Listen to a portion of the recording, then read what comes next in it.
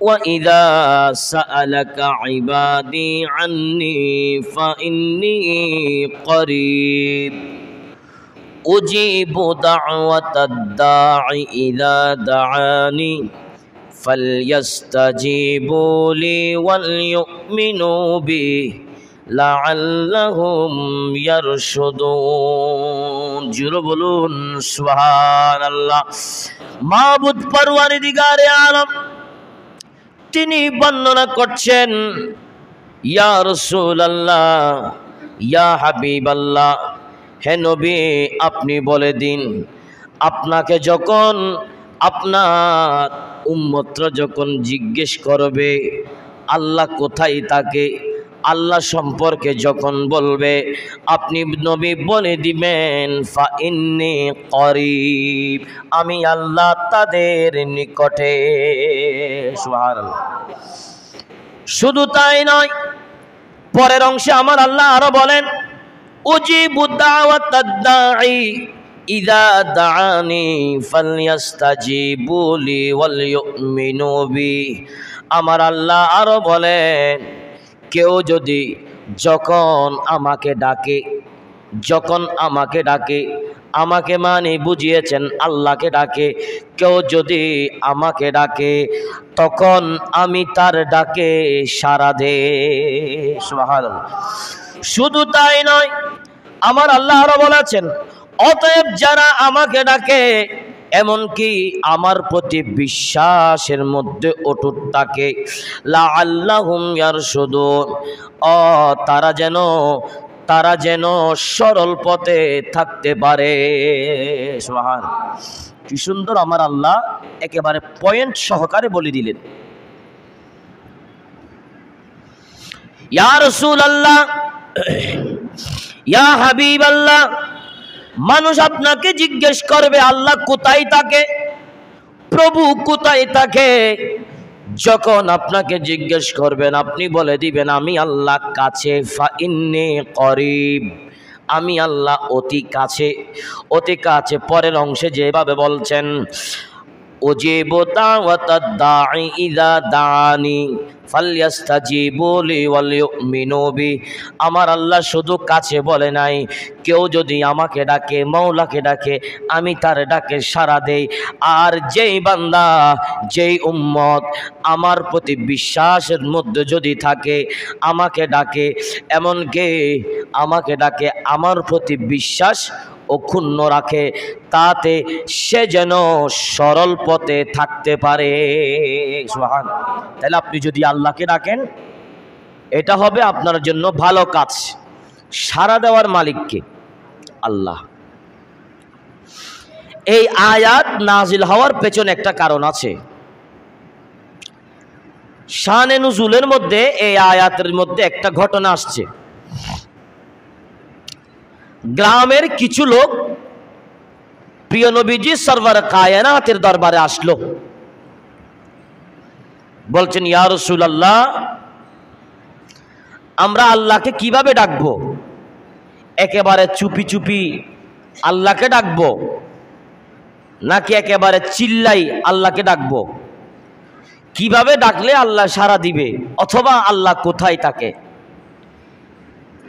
এই কথা যখন গ্রামের মানুষরা দয়াল নবী হুজুর করিম রউফুর রহিম সরওয়ার কায়নাতকে যখন বলছেন, আমার আল্লাহ এই আয়াতে কারিমাটা নাজিল করে দিলেন। তাই এখানে সরাসরি আমার আল্লাহ বলে নাই, এখানে আমার আল্লাহ নবীর মাধ্যমে বলাচ্ছেন। হে নবী আপনি বলে দিন ফা ইন্নী করিব, আমি আল্লাহ তাদের নিকটে আছি। নিকটে থাকা মানে ডাকের সাড়া দেওয়া, নিকটে থাকা মানে কথা বললে প্রশ্ন করলে উত্তর দেওয়া। তাহলে আল্লাহ যখন বলেছেন ফা ইন্নী করিব, আল্লাহ যখন বলেছেন ফা ইন্নী করিব, তাহলে একেবারে যখন কাছে, তাহলে সাড়া দেওয়ার কাজ হচ্ছে আল্লাহর, ডাকার কাজ হচ্ছে বান্দার। বান্দা যদি বান্দার কাজ করতে থাকে, আমি বলবো আল্লাহ একদিন না একদিন বান্দার ডাকে সাড়া দিবে। একটু জোরে বলি সুবহানাল্লাহ। বান্দার ডাকে সাড়া দিবে। তবে ডাকার জন্য, বান্দার ডাকে সাড়া দেওয়ার জন্য ডাকাটা জরুরি, ডাকাটা জরুরি। আল্লাহ আমাদের প্রত্যেককে বোঝার তৌফিক দান করুক, প্রত্যেকে বলি আমিন। তাই ডাকার জন্য একটা সময় আছে, ডাকার জন্য একটা হায়াত আছে, ডাকার জন্য একটা রুহানিয়ত আছে, ডাকার জন্য একটা সময় আছে। সেগুলো সময় মানে আপনার হায়াত। আপনার হায়াত থাকা অবস্থায় আপনি সময়কে গুরুত্ব দেন, যাতে মাওলা আপনার দোয়া, আমার দোয়া, আমাদের কথা যেন মাওলা যাতে শুনতে পারে। একটু জোরে বলি সুবহানাল্লাহ। আল্লাহ আমাদের কথাগুলো শুনবেন, এতে কোনো সন্দেহ নাই। যদিও বা আজকে রবিউস সানির প্রথম জুমা, বিভিন্ন মসজিদের মধ্যে আজকে দরুদ শরীফের ফজিলত বর্ণনা হতে পারে, আর অনেক মসজিদের মধ্যে এই আয়াতের আলোকেও আলোচনা হতে পারে। আর কিছু মসজিদও এমনও আছে এই আপনার পরিস্থিতির দিকে বিবেচনা করে, বর্তমানে যেই পরিস্থিতি চলছে, খতিব নিজের পক্ষ থেকে একটি আয়াতে কারিমা তিলাওয়াত করে অন্য আরেকটা বিষয় নিয়ে আলোচনা করতে পারে। আল্লাহ আমাদের বুঝার তৌফিক দান করুক, প্রত্যেকে বলি আমিন। রাসূলুল্লাহর দরবারে আসছেন কিছু লোক, তারা আল্লাহর সম্পর্কে জিজ্ঞেস করছেন। আমার আল্লাহ কাছে আছেন, আমাদেরকে বলেছেন, সেটার কারণেই আমার আল্লাহ আয়াত নাজিল করেছেন আমার নবীর উপর। বলি সুবহানাল্লাহ। ফালইয়াস্তাজিবু লি ওয়াল ইউমিনু বি, ফালইয়াস্তাজিবু লি ওয়াল ইউমিনু বি। আমার আল্লাহ আরো বলছেন, সে যেন আমাকে ডাকে, আমার প্রতি যাতে ওই বান্দার ব্যক্তির বিশ্বাস থাকে। যদি বিশ্বাস থাকে, আমার কথাগুলো যদি বান্দা যদি শুনে, তাহলে সে যেন সঠিক পথে, সরল পথে থাকতে পারে। একটু জোরে বলি সুবহানাল্লাহ। সিরাতাল্লাযীনা আন'আমতা আলাইহিম ইহদিনাস সিরাতাল মুস্তাকিম। ইহদিনাস সিরাতাল মুস্তাকিম আগে, সিরাতাল্লাযীনা আন'আমতা আলাইহিম পরে। ইহদিনাস সিরাতাল মুস্তাকিম মানে আল্লাহ সহজ সরল সঠিক পথে আমাকে চালাও। অনুবাদ, স্বাভাবিক অনুবাদ। সিরাতাল্লাযীনা আন'আমতা আলাইহিম, আল্লাহ ওই রাস্তা, সিরাত মানে রাস্তা, ওই রাস্তা। বলে কোন রাস্তা? আন'আমতা আলাইহিম, যারা নিয়ামত প্রাপ্ত হয়েছে, যারা নিয়ামত প্রাপ্ত হয়েছে, আমাকে ওই রাস্তার মধ্যে চালাও, যেটা আমরা প্রতিনিয়ত সূরা ফাতিহার মধ্যে তিলাওয়াত করছি। ইহদিনাস সিরাতাল মুস্তাকিমের উত্তর কোথায়? সিরাতাল্লাযীনা আন'আমতা আলাইহিম, সূরা ফাতিহা শরীফের মধ্যে আছে। তাহলে সিরাতাল্লাযীনা আন'আমতা আলাইহিম, ওই রাস্তা, ওই পথ, যারা নিয়ামত প্রাপ্ত হয়েছে, আল্লাহ আমাদেরকে ওই পথে এবং ওই পথে এবং ওই মতে চালাও। একটু জোরে বলি সুবহানাল্লাহ। আবার ইহদিনাস সিরাতাল মুস্তাকিমের আয়াতের তাফসীর অনুবাদ করেছেন, বিশেষ করে এই আয়াতের অনুবাদ বিভিন্ন তাফসীর কারকগণ বিভিন্নভাবে করেছেন। এটা আমার অন্য আরেকটা বিষয় হয়ে যাবে, আমি সেদিকে যাচ্ছি না। তাহলে সূরা ফাতিহার মধ্যে আমাদেরকে যেভাবে ইঙ্গিত দিচ্ছেন, যেভাবে আমার আল্লাহ বলতেছেন, তার মানে বোঝা যায় রাসূল পাকের যেই নিয়ামত আমার আল্লাহ দিয়েছেন, যে রাস্তার মধ্যে নিয়ামত আছে, ওই রাস্তার মধ্যে চলার জন্য বান্দার আগ্রহ থাকতে হবে, বান্দার মন মানসিকতা থাকতে হবে, বান্দা যাতে মওলাকে ডাকতে পারে, যেন মওলা তার দোয়া কবুল করে এবং শুনেন। তাহলে চাওয়াটা, ডাকাটা কোনোদিন বন্ধ করা যাবে না। আল্লাহ আমাদের বুঝার তৌফিক দান করুক, প্রত্যেকে বলি আমিন। সম্মানিত মুসল্লি নিজাম, তাহলে ডাকতে হবে, ডাকলে আমার আল্লাহ সাড়া দিবেন। তাহলে এটার জন্য হায়াতের প্রয়োজন আছে, এটার জন্য হায়াত যেটা আছে সেটাও গুরুত্বপূর্ণ, এমনকি সেটাকে গুরুত্ব দিতে বলেছেন আমার আল্লাহ। একটু জোরে বলি সুবহানাল্লাহ। এই প্রসঙ্গে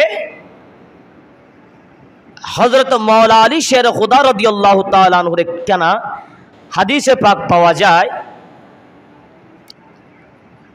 হাদিসের বর্ণনাকারী যদিও বা খুদ মাওলা আলী শের খুদা ওসিয়ত করছেন, পরামর্শ দিচ্ছেন আমার নবীজি, বলছেন মাওলায়ে কায়নাত শের খুদা আলী রাদিয়াল্লাহু তাআলা আনহুকে।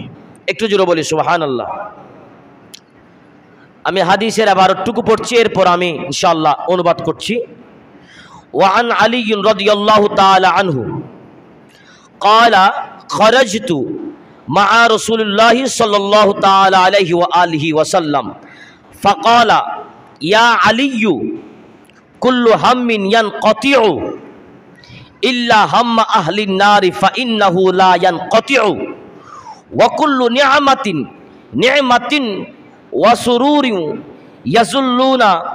يزل إلى سرور أهل الجنة يا علي إذا أذنبت ذنبا فلا تؤخر التوبة إلى غد فإن إلى غد مسافة بعيدة وهي مضي يوم وليلة وربما لا ينظرك إلى غد لتلوبا একটু জোরে বলি সুবহানাল্লাহ। লিতাতুবা। খেয়াল করেন হযরত মাওলা আলী শের খুদা রাদিয়াল্লাহু তাআলা আনহু হাদিস বর্ণনা করছেন। রাসূল করিম রউফুর রহিম সরওয়ারে কায়নাত দয়াল নবীজির সাথে মাওলা আলী শের খুদা বের হচ্ছেন একটা সফরে বের হওয়ার সময়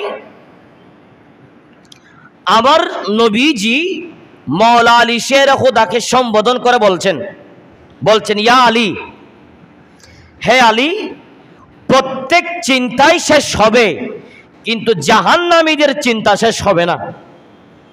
বলেন জাহান্নামীদের চিন্তা, জোরা বলেন জাহান্নামীদের চিন্তা শেষ হবে না। শুধু তাই নয়, তিনি আরো বলছেন প্রত্যেক নিয়ামত আনন্দ শেষ হবে কিন্তু জান্নাতীদের নিয়ামত আনন্দ শেষ হবে না।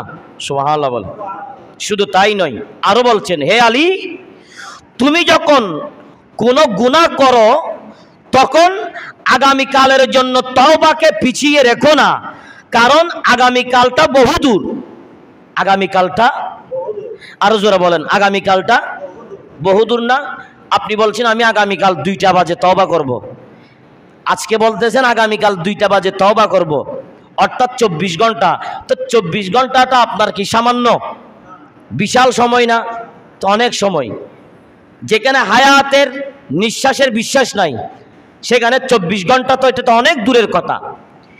বলেন তুমি যখন কোনো গুনাহ করবা, তুমি যখন কোনো পাপ করবা, সাথে সাথে তওবা করে ফেলবা, ক্ষমা চেয়ে নিবা, ক্ষমা চাওয়াটার সময়টা তুমি কোনোদিন দূরে নিবা না, কারণ পরের দিন এটা অনেক দূরের কথা, কারণ আগামীকাল এটা অনেক দূর।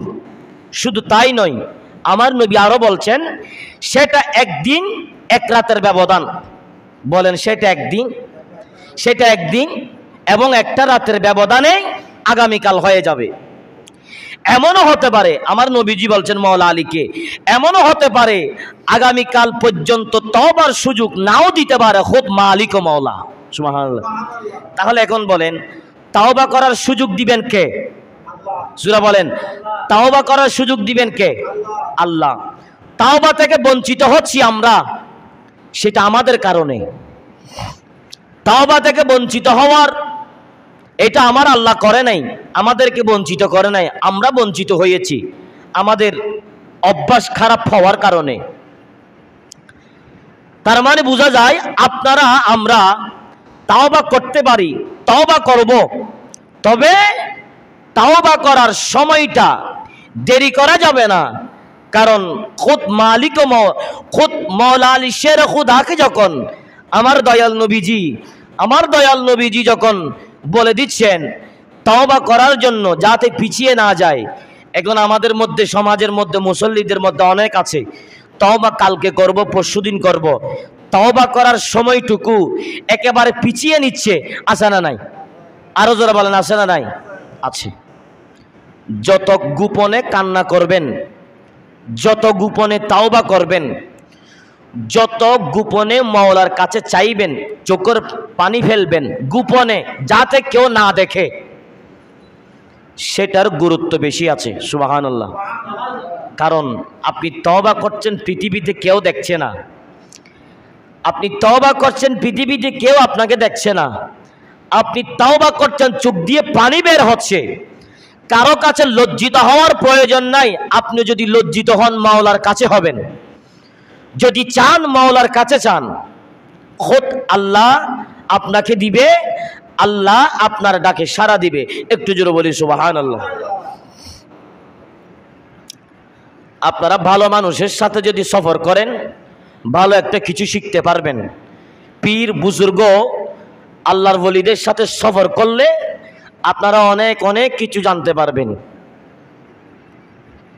আল্লাহ আমাদের বুঝার তৌফিক দান করুক, প্রত্যেকে বলি আমিন। সফরের মধ্যে নিয়ামত আছে, এটা আমার নবী এমনি বলে নাই। সফর করলে, নতুন জায়গায় ভ্রমণ করলে অনেক কিছু উপকার আছে। এটা সওয়াবের, এটা সুন্নত বলেছেন, যদিও এটা গুরুত্ব দিয়েছেন। এটা বলার কারণে অনেক কথা আছে। আল্লাহ আমাদের বুঝার তৌফিক দান করুক, প্রত্যেকে বলি আমিন।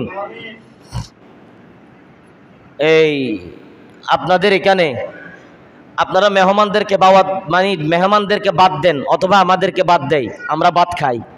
তো ভাত খাওয়ার সময় আপনারা ভাত তরকারি একেবারে এক প্লেটের মধ্যে কোনোদিন আপনারা আমাকে দিবেন? কথা বলে না, দিবেন? এক প্লেটে ভাত, ভাতের এক পাশে তরকারি, মনে করেন তরকারির আইটেম 5টা, তরকারির 5টা আইটেম একেবারে একই প্লেটের মধ্যে আপনারা কোনোদিন দিবেন না? এটা অভদ্র। এটা দেখতে কেমন দেখা যায়?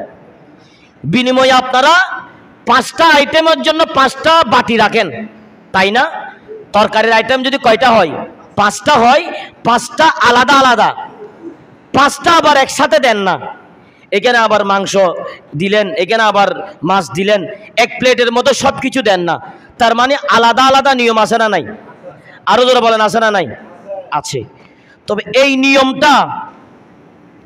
নিয়মটা কিন্তু প্রত্যেকটা জায়গার মধ্যে নাই। বলেন, এই নিয়মটা প্রত্যেকটা জায়গার মধ্যে নাই।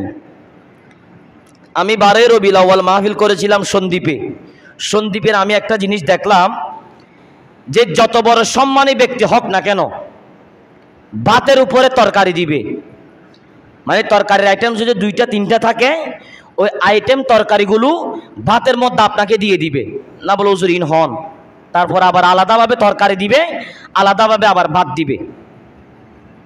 তো যিনি আমাদেরকে দাওয়াত করেছেন, আমাদের মানুষ একজন সিনিয়র, একজন পিসাব মাছভান্ডারের, বলতেছে এভাবে দেওয়ার দরকার নাই, আলাদা আলাদা দিয়েন না, এই আলাদাভাবে তরকারি দেন।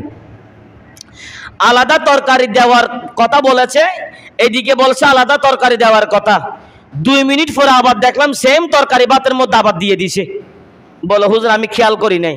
হাতে খেয়াল ন গরদন, এবার তোমার আর অভ্যাসই বেল্লা দেয়। এই যে একটা জিনিস, এটাকে আমি আবার খারাপ মনে করছি না। এক এক দেশের এক একটা নিয়ম, তো এটা একটা এলম, এটা একটা জ্ঞান। কারণ যে রেওয়াজ এখানে নাই, সেটা অন্য জায়গার মধ্যে নাই। আপনাদের এখানে যতগুলো চায়ের দোকান আছে, কুলিং কর্নারে বলেন, সেখানে চাও আছে, দুধও আছে। চায়ের দোকানে যেগুলো ভাতের হোটেল, সেখানেও আবার চা পাওয়া যায়, বিকেলবেলা পরোটা রুটি পাওয়া যায়, ডাল রুটি পাওয়া যায়, ঠিক না বেঠিক? আপনি ঢাকার মধ্যে যান, সেখানে দেখা যায় যে এই দোকানের মধ্যে ডাল রুটি পাওয়া যায়, ওই দোকানের মধ্যে চা নাই। অনেক দোকানের মধ্যে বলেন, অনেক দোকানের মধ্যে কি নাই? চা নাই। কি রে, মানে এটা দেখতে কেমন দেখা যায়? আমি ডাল দিয়ে রুটি দিয়ে খাইলাম, পেট ভরে গেছে, চাটা খাইতে না পারলে মেজাজটা কেমন লাগে? বলে হুজুর আমরা চা বিক্রি করি না। আমি কই কি দুধ শেষ নাকি চিনি নাই? বলে হুজুর চিনিও নাই, দুধও নাই, এটা আগে থাকতে নাই, মানে এটা বেচে না। বলে চা যদি খাইতে চান অন্য আরেক দোকানে। আমার যেখানে গেলাম সেখানে আবার রুটি নাই, শুধু আছে শুধু চার আইটেম। তবে ওই তুলনায় আমাদের চট্টগ্রাম অনেক ভালো না? যে দোকানে পরোটা, ওই দোকানে আবার রুটি, ওই দোকানে আবার ডালবাজি, ওই দোকানে আবার ডিম মাপলেট, ওই দোকানে আবার কয়েক প্রকারের তরকারির আইটেম, ওই দোকানে আবার চা, ওই দোকানে আবার ভাত পাওয়া যায়, আসে না নাই? তাহলে আপনি এক জায়গায় গেলেন, এক এক নিয়ম আপনি দেখলেন, এইটা একটা এলম, বলেন এটা একটা এলম, এইটাও একটা জ্ঞান শিখতে পারলেন। তাহলে সফরের মধ্যে গেলে বিশেষ করে কিছু জ্ঞানী ব্যক্তি থাকলে আপনারা অনেক কিছু শিখতে পারবেন। 40-50 বছরে যা শিখতে পারেন নাই, সফর করলে সবকিছু আপনারা শিখতে পারবেন, জানতে পারবেন, বলি সুবহানাল্লাহ। তাহলে সফর করছেন আমার নবীর সাথে, মাওলা আলী শের খোদা পরামর্শ দিচ্ছেন আমার নবী। পরামর্শ দেওয়ার মধ্যে দুইটা জিনিস বেশি পাওয়া যায়, গুরুত্ব দেওয়া যায়। তওবা করতে দেরি করবা না, সুবহানাল্লাহ বলেন। তওবা করতে দেরি করবা না। তুমি তওবাটা যদি দেরি পিছিয়ে নাও, পিছিয়ে নেওয়া মানে এক রাত একটা দিন, এক রাত একদিন। যেমন রাত দিন আমরা 24 ঘন্টা বলি, 24 ঘন্টার মধ্যে 24 ঘন্টাকে 2 ভাগ করেন, 2 ভাগ করলে 12 ঘন্টা একেবারে দিন আর 12 ঘন্টা রাত। আচ্ছা, এই 24 ঘন্টা যেখানে হায়াতের বিশ্বাস নাই, যেখানে নিঃশ্বাসের বিশ্বাস নাই, আমার নবী বলছেন মাওলা আলী শের খুদাকে একদিন মানি এক রাত একদিন। অর্থাৎ তওবার জন্য পিছিয়ে যাবে না।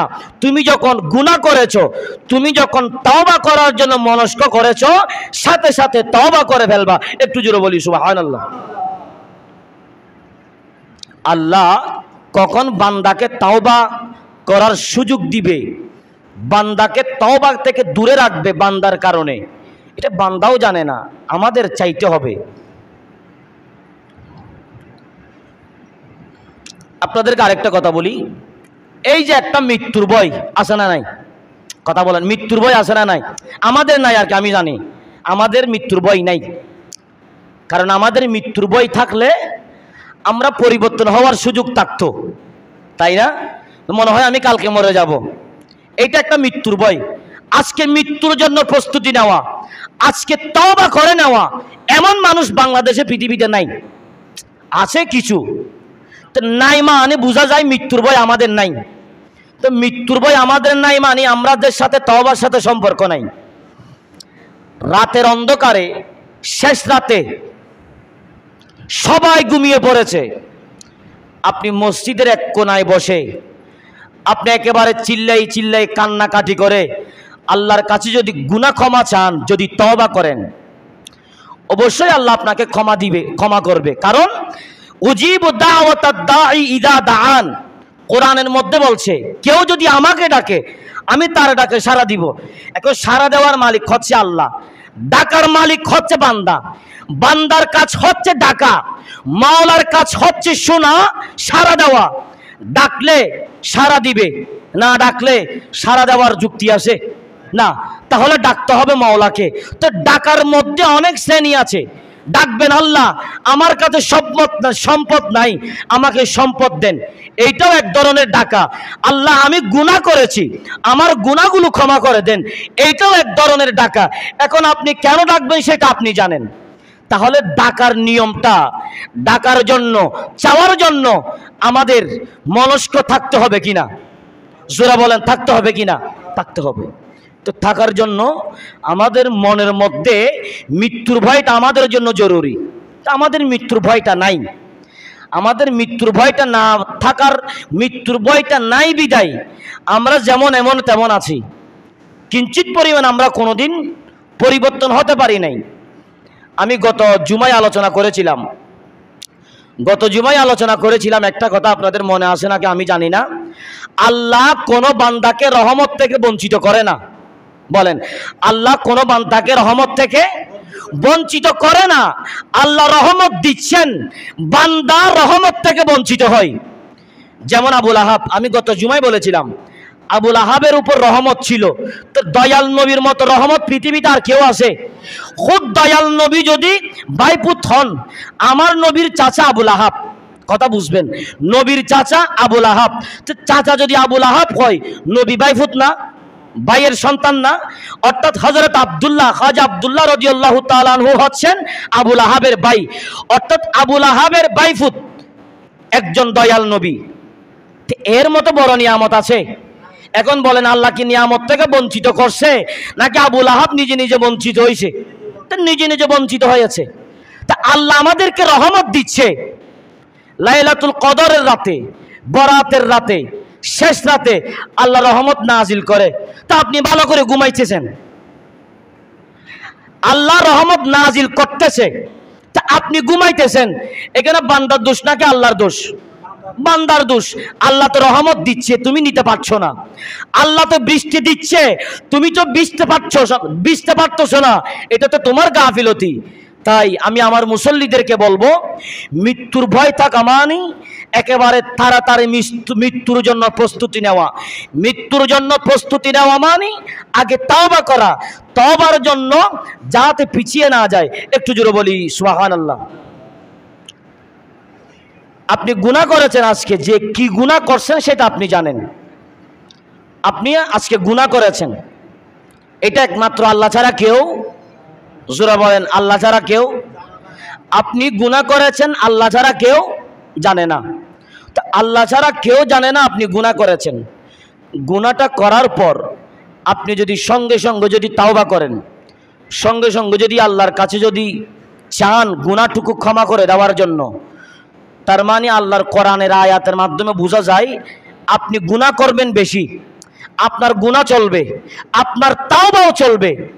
আল্লাহ চাইলেও আপনার দোয়া, আপনার তাওবা কবুল করতে পারে, কারণ পিছিয়ে নেওয়ার কোনো সুযোগ নাই। এখানে খুদ মাওলা আলী শের খোদা রাদিয়াল্লাহু তাআলা আনহু, যিনি দয়াল নবীজির সফর সঙ্গী ছিলেন, যে আলী তুমি তাওবার জন্য সময়টুকু পিছিয়ে নিও না, কারণ একদিন মানে এক রাত, একদিন এই দুইটা মিলে মানে একদিন, কারণ এর আগেও তোমার মৃত্যু হয়ে যাওয়ার সম্ভাবনা আছে না নাই? আছে। একেবারে ভালো মানুষ, একেবারে ভালো মানুষ, হাসি খুশিতে আছে, তার কোনো রোগ নাই, কিছু নাই, কিছুর অভাব নাই, একেবারে ভালো মানুষ। দুপুরবেলা পরিবার নিয়ে ভাত খাইতেছে, ভাতটা খাওয়ার পর কয়েক মিনিটের মধ্যে মরে গেছে, আছে না নাই? তো ভালো মানুষ বলে সে এমন করছে, সে স্ট্রোক করছে, অথবা তার এই সমস্যা, তার ওই সমস্যা। তো যাক, এখন আপনি বলতে পারেন সে এর আগে তওবা করছে কিনা। কেউ বলতে না পারলে সে জানবে আমি তওবা করেছি কিনা। তাহলে আমি আমার মুসল্লিদেরকে বলবো, প্রত্যেক সপ্তাহে আলোচনা করার পর, প্রত্যেক সপ্তাহে আলোচনা করা এইটা একজন খতিবের দায়িত্ব। প্রত্যেক সপ্তাহে আলোচনা করা এটা একজন খতিবের দায়িত্ব। আর আপনারা প্রত্যেকেই জানেন আমি প্রত্যেকটা সপ্তাহে যেভাবে আমি আলোচনা করি, এক আলোচনা আমি 2বার 3বার করি না। আপনারা প্রত্যেকেই জানেন আমি প্রত্যেকটা আলোচনা আমি আমার চ্যানেলের মধ্যে দিয়ে থাকি, যেন কোনো মুসল্লি আমাকে এটা বলতে না পারে হুজুর প্রত্যেক সপ্তাহ কথাগুলো বলে শুধু পুরানো কথা, নতুন কথা নাই। তাই মাথায় রাখবেন, আমাদের আলোচনার কোনো শেষ নাই, বিষয়ের কোনো শেষ নাই। আমাদের সমস্যা হচ্ছে কোথায়? আমাদের মধ্যে ইখলাস নাই, আমাদের মধ্যে আল্লাহর ভয় নাই, আমাদের মধ্যে মৃত্যুর প্রস্তুতি নাই, আমাদের মধ্যে তওবা করার কোনো সুযোগ নাই। আমরা যেভাবে চলাফেরা করছি মনে হচ্ছে আমরা আরো 2 থেকে 3 হাজার বছর দুনিয়াতে জীবিত থাকবো। নাউজুবিল্লাহ বলেন।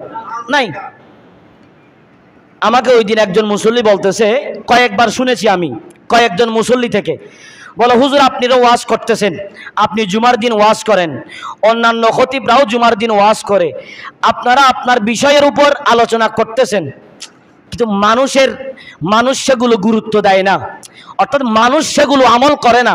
তা আমল করে না মানেটা কি? আপনি আগে যেমন ছিলেন, আলোচনা শোনার পরে তেমন আছেন, এইটার গুরুত্ব আপনার মধ্যে নাই। এই যে আল্লাহর ভয়ের কথা বললাম, এখন এইটার একটা মেয়াদ থাকবে কতক্ষণ? মসজিদের নামাজটা ফরজটা শেষ হওয়া পর্যন্ত। ফরজটা যখন শেষ হয়ে যাবে, আগামী এক সপ্তাহ পর আপনাদের সাথে আমার দেখা হবে, দেখবেন 1 সপ্তাহ যেমন আমার আলোচনায় তেমন। এটা আমাদের আলোচনায় মুসল্লির কোনো আসর হচ্ছে না, মুসল্লিও কোনো পরিবর্তন হচ্ছে না। কোরআনও ঠিক আছে, হাদিসও ঠিক আছে, খতিবও ঠিক আছে, সব কিছু ঠিক আছে, শুধু আমাদের পরিবর্তন নাই। কেন পরিবর্তন নাই? আমাদের কলবটা মরে গেছে, আমাদের কলবটা অন্ধকার হয়ে গেছে, আমাদের কলবটা মরে গেছে। এখানে ভালো দিলেও যেমন, খারাপ দিলেও তেমন, এখানে আসমান থেকে ফেরেশতা নেমে আসলেও, আমাদেরকে বুঝাইলেও আমরা কোনোদিন বুঝতে সক্ষম হব না। কেন? আমাদের এগুলো নাই, কারণ আমাদের চলাফেরাই বোঝা যায় আমরা শত শত বছর দুনিয়ার মধ্যে জীবিত থাকবো। প্রত্যেকে বলে নাউজুবিল্লাহ। তাই আমার আলোচনার আজকে শেষ ফিনিশিং হচ্ছে, আমি আমার মুসল্লিদেরকে বলছি, গুনাহ করে না পৃথিবীতে এমন কোনো জাত নাই।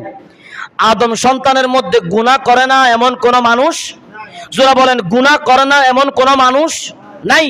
তাহলে গুনাহ করবেন স্বাভাবিক, গুনাহ করতে বলছি না। যদি গুনাহ করেন, যদিও বা মনের অজান্তে শয়তানের প্রবঞ্চনায় পড়ে যদি গুনাহ করে ফেলেন, সেটা বড় হোক ছোট হোক, সাথে সাথে তওবা করে ফেলবেন, দেরি করবেন না। তওবা করতে কি হাজার কোটি টাকা লাগে? যারা বলেন টাকা লাগে। আমি তওবা সম্পর্কে আজকে থেকে 1 বছর আগে একেবারে বিস্তারিত আলোচনা করেছিলাম। আপনি গুনাহ করেছেন, 2 রাকাত তাওবার নামাজ পড়বেন। 2 রাকাত তাওবার নামাজ পড়ে আপনি আপনার গুনাহটাকে স্মরণ করবেন, আল্লাহকে বলবেন, আল্লাহ আমি গুনাহ করেছি, আমাকে ক্ষমা করে দিন। আরে ভাই, আপনি আল্লাহর কাছে 1 দিন 2 দিন 1 সপ্তাহ 2 সপ্তাহ আল্লাহর কাছে কান্নাকাটি করছেন। আরে ভাই, আপনি তো আল্লাহর বান্দা, একটা দিন হলেও মাওলা আপনার ফরিয়াদ কবুল করবে, ঠিক না বেঠিক? তাহলে আমাদের আশার মধ্যে থাকতে হবে, আমাদের চাইতে হবে। আল্লাহ পাক সুবহানাহু ওয়া তাআলা আমাদের প্রত্যেকের বুঝার তৌফিক দান করুক। প্রত্যেকে বলি আমিন। আমিও মৃত্যুর কথা কোনোদিন আমি এইভাবে মসজিদের মধ্যে আলোচনা শেষে বলি না, আজকে বলছি। আমার কেমন জানি লাগছে আপনাদের এলাকায়, আমার এই মাঝে মধ্যে আপনাদের আসিফের বড় ভাই নাকি কিছুদিন প্রবাসের মধ্যে ছিল। গত সপ্তাহে আমার পিছনে নামাজ পড়েছেন, জুমার নামাজ। গত সপ্তাহে, গত বছর না, গত সপ্তাহে আসিফের বড় ভাই আমার পিছনে নামাজ পড়েছেন। আমি যখন মুসাফা করছিলাম বলতেছে, হুজুর এরকম বলতেছেন, মানে এরকম মানে কি বুঝাই? মনে হয় বাঁচবো না আমি। তো এই শুক্রবার আস্তে আস্তে নাই, গত শুক্রবারে বলেছে মনে হয় আমি বাঁচবো না, ইশারা। আমি তার সাথে কথা বলেছিলাম। গত রাতে মনে হয় জানাজা হয়েছে। মৃত্যুটা কোন সময় হয়েছে একটু চিন্তা করেন। বৃহস্পতিবার রাত, জুমা রাত তার ইন্তেকালটা হয়েছে। কোন ব্যক্তি ওই বান্দার বদনাম করে নাই, আমি আমার জানা মতো বলছি। বলে এমন মানুষের অভাব, এমন মানুষ সমাজের মধ্যে নাই, এমন ভালো মানুষ সমাজের মধ্যে নাই। আমি তো ভালো মানুষগুলো আল্লাহ নিয়ে ফেলে তাড়াতাড়ি। তাহলে এমন মানুষও দুনিয়া, এমন মানুষের অভাব। বলে তার কপালটা বেশি খারাপ, সে এমন করেছে তেমন করেছে তেমন। দেখেন তো, গত সপ্তাহে আমার পেছনে নামাজ পড়েছে, এই সপ্তাহে আস্তে আস্তে সে কবরে। সে যদি কবরে থাকে, গত সপ্তাহে যদি আমার জুমা পড়ে থাকে, এখন আপনারা বলেন হায়াতের বিশ্বাস আছে, নিঃশ্বাসের বিশ্বাস আছে? তো গত সপ্তাহে আমার পেছনে নামাজ পড়েছে, এই সপ্তাহে নাই। এখন ওই তার মতো এখানে অন্য আরো মুসল্লির হতে পারে, সম্ভাবনা আছে না নাই? আরো যারা বলেন আছে না নাই? অনেক মুসল্লি। আমি তো এখানে আসি সপ্তাহে একবার, সপ্তাহে একবার আমি জুমাতে আসি। এক জুমা থেকে আরেক জুমা, সপ্তাহের মধ্যে যেগুলো মুসল্লি মরে যায় সেগুলো আমার নাসির হুজুর সবকিছু আলহামদুলিল্লাহ কাফন দাফন সম্পূর্ণ করে। আপনারা বলেন, যারা আমার পেছনে নামাজ আদায় করেন জুমার দিন, ওই মুসল্লি মরে গেছে সপ্তাহের মাঝখানে। এক জুমায় মুসল্লি আছে, আর এক জুমার মধ্যে মুসল্লি এটা নাই। তার মানে বোঝা যায়, যেই সপ্তাহে আপনার আলোচনা শুনেছেন তখন ছিল জীবিত, যেই সপ্তাহে অনুপস্থিত তখন মরহুম হয়ে গেছে। তার মানে বোঝা যায় এক সপ্তাহ আছে আর এক সপ্তাহ নাই। ঠিক তেমনি ভাবে আপনাদের মুসল্লির বেলায়, আমাদের মতো ইমামের বেলায় আজকে আছে কালকেও নাই, হায়াতের কোনো গ্যারান্টি নাই। তাই আল্লাহর ওয়াস্তে হায়াতকে গুরুত্ব দেওয়ার জন্য চেষ্টা করবেন, তওবা করেন, সব সময় তওবা করবেন। গুনাহ যখন বান্দা যখন হয়েছি, গুনাহ করতেই হবে, স্বাভাবিক। গুনাহ ছাড়া মানুষ নাই, যখন আদম সন্তান হয়েছি। তাই আপনাদের খেদমতে আরজ থাকবে, আল্লাহর ওয়াস্তে নিজের হায়াতকে গুরুত্ব দেন, যাতে আল্লাহ পাক সুবহানাহু ওয়া তাআলা আমাদের তওবা যেন কবুল করে। প্রত্যেকে বলি আমিন।